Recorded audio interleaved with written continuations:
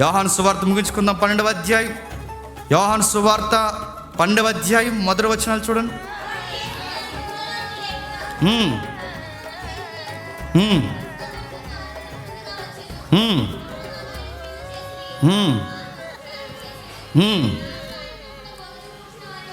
భోజనము కూర్చున్న వారిలో ఒకడు మరియ మిక్కిలి ఇలువ గల అచ్చ జటమాంసి అత్తరు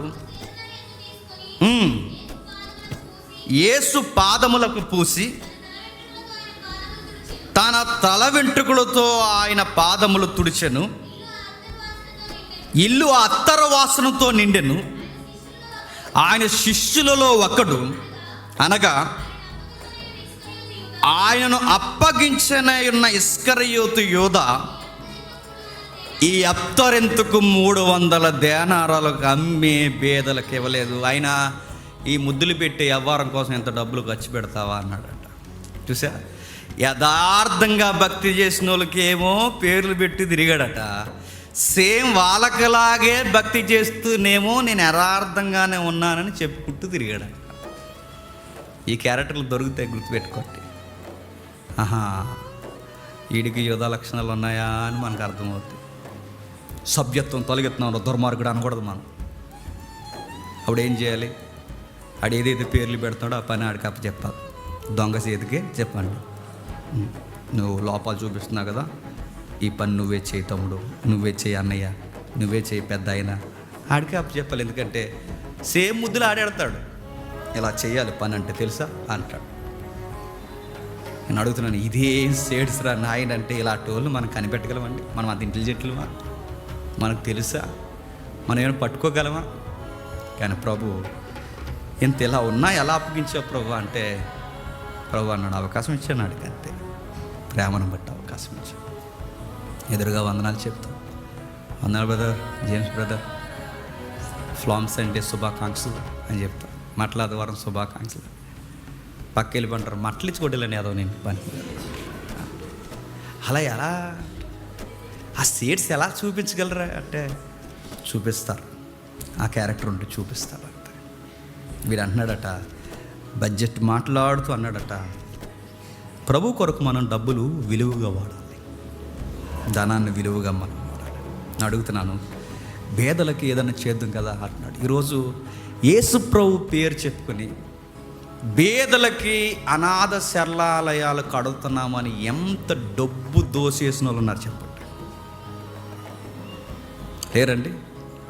యేసు ప్రభు పేరు చెప్పుకుని యథార్థంగా పరిచర్య చేస్తూ పేదలను పోషిస్తున్న వాళ్ళు ఉన్నారు. దేవుడు వారిని మరింత దీవించడు గాక. కానీ ఇదే సెంటిమెంట్ చెప్పి ఎంతమంది డబ్బు దోసేసిన వాళ్ళు లేరు చెప్పండి. సరే ఏంటి సార్ ఎంత బిల్డింగ్ కడుతున్నారని అడిగితే అన్నారట, నేను ఉండడానికి కాదు, నేను వెనకాల ఉంటాను, అనాథలను పెడతాను ఇందులో. ఏంటి సార్ సెంట్రల్ ఏసీలో అనాథలు మీరు పెడతారంటే మరేమనుకుంటున్నావు? వచ్చే నెల ఎంతో కొంత చదివించును అన్న. అనాథులకి సార్ చదివించేస్తున్నానండి, నాదో 1,00,000 సార్ అని రాసేస్తాను. కానీ వీడు చెప్పిన పేరుకి వెనకాలే అడ్రస్ మొత్తం సెంట్రల్ ఏసీలో తిరిగి వీడే. ఎవరు? ఒక ఆయన గురించి విన్నానండి, అది నిజం కాకపోతే దేవుడు నన్ను క్షమించగాక, అది నిజమైతే దేవుడు ఆయన్ని మార్చును గాక.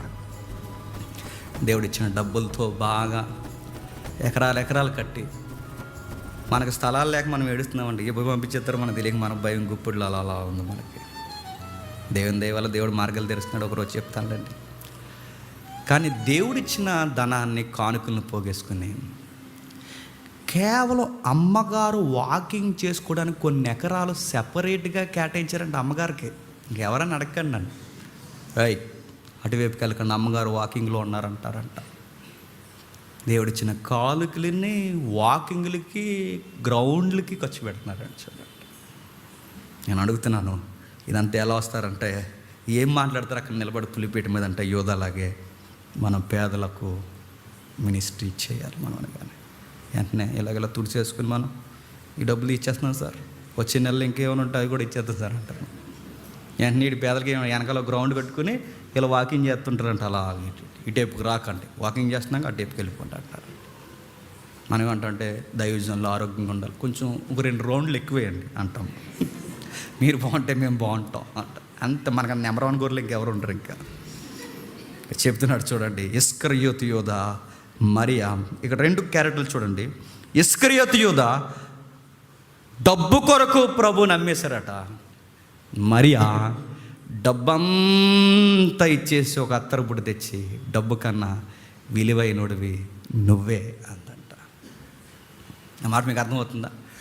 డబ్బంతా వదిలేసి డబ్బు కన్నా విలువైనవాడు నువ్వని మరియమ్మ అంటే, డబ్బుల కొరకే గురువు గారు నమ్మేసినోడు ఈడు. ఒక ఆడపిల్లకున్న మనస్సు ఎవరికి లేదు చెప్పండి? ఏదోకలేదు. ఈ టైటిల్ అని చెప్పినా మళ్ళీ బైబిల్ చెప్తుంది, ఆ లూకా 6:16లో ద్రోహి అన్నట్టు. ద్రోహి, ఈ టైటిల్ అదే, ద్రోహి. ఇంత ఎలా చేయగలిగాడంటే, ఆడే కాదు ఎవడైనా ఎంతకి ఇలాంటివి చేస్తారంటే, ఆ పాయింట్ ఎప్పుడు గుర్తుపెట్టుకోండి, కృతజ్ఞత మర్చిపోతే చేస్తారు. ఎప్పుడు చేస్తారు నమ్మక ద్రోహం చెప్పండి? కృతజ్ఞత. నీ బ్యాక్గ్రౌండ్ బాగాలేనప్పుడు పిలిచాడు, కృతజ్ఞత ఉండాలిగా. నీ పరిస్థితులు బాగాలేనప్పుడు, మీ ఊరి పేరే అంత రమ్యంగా లేనప్పుడు పిలిచాడు, కృతజ్ఞత ఉండాలిగా. మీ కుటుంబంలో ఎవ్వరు మంచోళ్ళు కాకపోయినా పిలిచాడు, ప్రేమను బట్టి పిలిచాడు, నమ్మకంగా నేను పక్కన ఉండమని, చూసుకోమని, ట్రెజరీ మెంబర్గా నేను పెట్టాడు, కృతజ్ఞత ఉండాలిగా.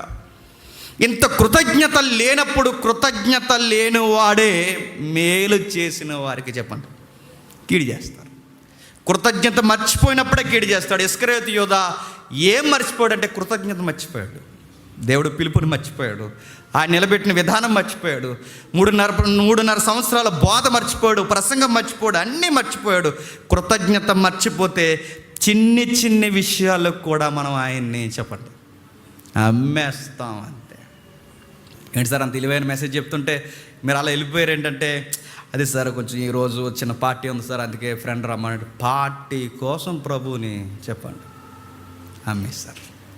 సరే ఏంటి సార్ ఎంత సంఘ సహవాసం, సండే ఇంపార్టెంట్ కదా సార్, మీరు ఏ వర్క్లు పెట్టుకోరంటే అది పెట్టుకోను, బట్ ఈరోజు మా సారు మరి అంటారు. అడుగుతున్నాను, ఏ సారు? పార్లమెంట్లో కూర్చున్న సార్ ఫోన్ చేశారు నీకు? అడుగుతున్నాను. ఇవన్నీ చిన్న విషయాలకి మనం ప్రభువుని నెగ్లెక్ట్ చేస్తున్నామంటే దీన్ని అమ్మేయడం అనరా చెప్పండి? ఎందుకు మీరు చర్చికి రాలేకపోయారని అడిగితే, అంటే కొంచెం మంచు ఎక్కువ పడుతుందండి. మంచు ఎక్కువ పడితే రావా?